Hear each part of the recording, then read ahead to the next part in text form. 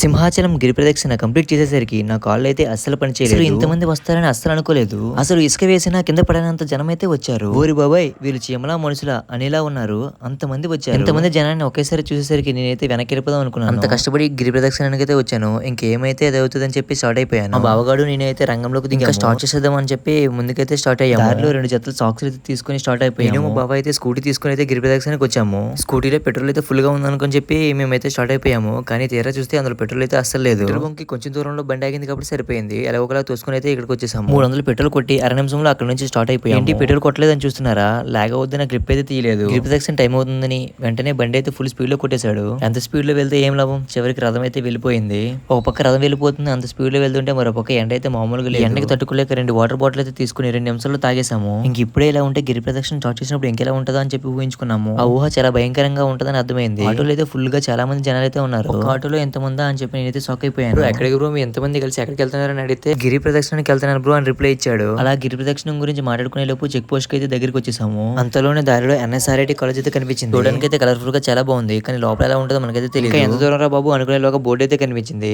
ఇంకా సింహాచలానికి 17 కిలోమీటర్స్ మాత్రమే ఉంది. కొంచెం దూరం వెళ్ళేసరికి అయితే సింహాచలం రూట్ కి అయితే ఎంటర్ అయిపోయాము. ఇప్పుడు చూస్తున్నారు కదా, ఈ బైక్లన్నీ అక్కడికే వెళ్తున్నాయి. గిరి ప్రదక్షిణ చేయడానికి అయితే వాళ్ళైతే సిద్ధమైపోయినట్టు. ఒక బైక్ లో ముగ్గురు, కొన్ని బైక్లు అయితే నలుగురు కూడా వచ్చారు. ముందుకెళ్దామంటే ఈ బస్సు అయితే మమ్మల్ని ఆపేసింది. బస్సు వెనకదలే అలా వెళ్ళాము. బస్సును దాటి ముందుకు ఎలా వెళ్ళామో లేదో చాలా అంటే చాలా మంచి లొకేషన్ అయితే కనిపించింది. చుట్టూలు కొండలు, మధ్యలో ఒక రోడ్ అయితే ఉంది. ఈ రోడ్ లో వెళ్ళడం ఇదే నేను ఫస్ట్ టైం అనమాట. అందుకే నాకైతే చాలా అంటే చాలా బాగా నచ్చింది.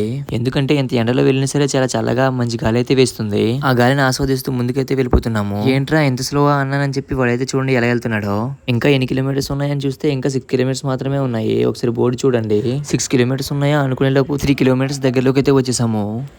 3 కిలోమీటర్ల దగ్గరికి వచ్చామో లేదో చూడండి, ఎన్ని ఆటోలు కనిపిస్తున్నాయో చూడండి. దగ్గరికి వెళ్ళే కొద్దీ ట్రాఫిక్ అయితే ఫుల్గా పెరిగిపోతుంది.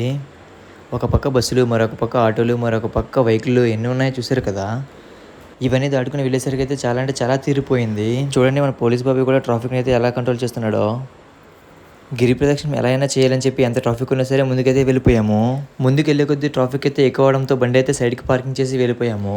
మేము వెళ్ళి ఇంకా 3 అయితే అయ్యిందే లేదో చాలా అంటే చాలా మంది అయితే వచ్చారు. ఆ టైంకి ఎండకి తట్టుకోలేక టవల్ అయితే కప్పుకున్నారు చాలా మంది.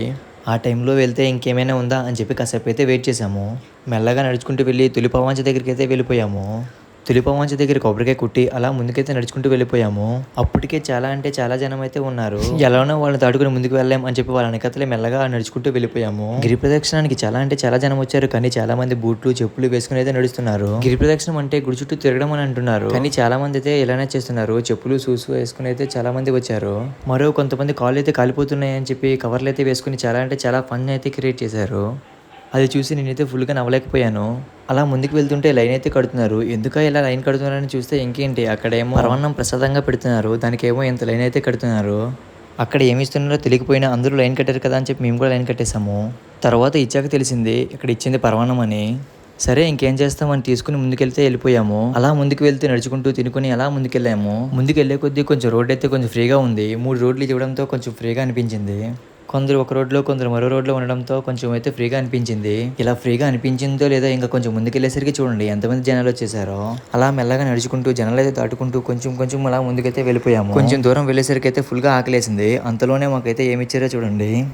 అలా ఇచ్చిన బూందీ పట్టుకుని అలా ముందుకైతే వచ్చేసాము. అలా తినుకుని అలా సరదాగా నవ్వుకుంటూ అలా ముందుకైతే వచ్చాము. ఇక్కడ చూడండి రోడ్డు అయితే ఎంత ఖాళీగా ఉందో చూడండి. ఆ బూందీ కోసమే చాలా అంటే చాలా మంది అయితే ఆగిపోయారు. ఆ బూందీ కోసం ఆ లైన్లోనే ఉండిపోయారు. రోడ్డు కొంచెం ఫ్రీగా ఉండడంతో అలా ముందుకైతే చాలా ఫాస్ట్గా నడుచుకుంటూ వెళ్ళిపోయాము. దారిలో ఈ ఆవులు అయితే కనిపించాయి. ఈ ఆవులు అయితే కొంచెం వింతగా కనిపించాయి, ఎందుకంటే వాటి శరీరంపై 5 కాళ్ళు కూడా ఉంది. 5 కాళ్ళు ఉన్న ఆవును చూడడం ఇదే నేను ఫస్ట్ టైం. అలా నడుచుకుంటూ వెళ్ళిపోతున్నాము. కాళ్ళు అయితే ఫుల్గా నొప్పులు అయితే వచ్చేసాయి. గిరి ప్రదక్షిణానికి ఎందుకు వచ్చానరా బాబు అని అయితే అనిపించింది. ఇదే నా ఫస్ట్ టైం గిరి ప్రదక్షిణ కాబట్టి కొంచెం కష్టంగానే ఉంటది, కానీ మెల్లగా నడుచుకుంటూ వెళ్ళిపోతున్నాను. దారి మధ్యలో టైంపాస్ చాక్లెట్లు అయితే ఇచ్చారు. ఆ టైంపాస్ చాక్లెట్లు తింటూ టైంపాస్ చేసుకుని అలా ముందుకైతే వెళ్ళిపోతున్నాము. నాకైతే ఈ చాక్లెట్లు అయితే అంతగా నచ్చలేదు, కానీ మా బావకైతే ఫుల్ గా నచ్చేసాయి. ఎక్కడ కనిపించినా సరే 2 ఎక్స్ట్రా అయితే తీసుకునేవాడు. ఒకసారి చూడండి ఎంతమంది జనాలు ఉన్నారో. ఈ ఇయర్ చాలా అంటే చాలా జనం మంది అయితే వచ్చారు. 2025 జూలై 9న అంటే ఈ రోజు సుమారు 8 lakhs మంది అయితే వచ్చారు. ప్రతి ఇయర్ ఈ కౌంట్ అయితే చాలా పెరుగుతూనే వస్తుంది. ప్రతి ఇయర్ వర్షం అయితే పడుతుందంట, కానీ ఈ ఇయర్ అయితే అసలు వర్షమే పడలేదు. చివరికి మెల్లగా నడుచుకుంటూ ఈ జనం నుంచి ముందుకైతే అలా వెళ్ళిపోయాను. చివరికి 32 కిలోమీటర్స్ అయితే కంప్లీట్ అయితే అయిపోయాయి. కంప్లీట్ అయితే అయింది, కానీ నా పని కూడా అయిపోయింది. కాళ్ళకైతే బొబ్బర్లు వచ్చేసి ముందుకైతే నడవలేని పరిస్థితి వచ్చేసింది. చివరికి ఎలా రీచ్ అయిపోయి కొబ్బరికాయ అయితే కొట్టేశాను. చూడండి మనం కొట్టిన కొబ్బరికాయలు అయితే ఎన్ని ఉన్నాయో వాటన్నిటిని మూసుకొని టాటర్లు అయితే వేస్తున్నారు. మనం అనుకుంటే ఏమైనా చేయొచ్చు అన్నదానికి ఇదే ఒక ఎగ్జాంపుల్.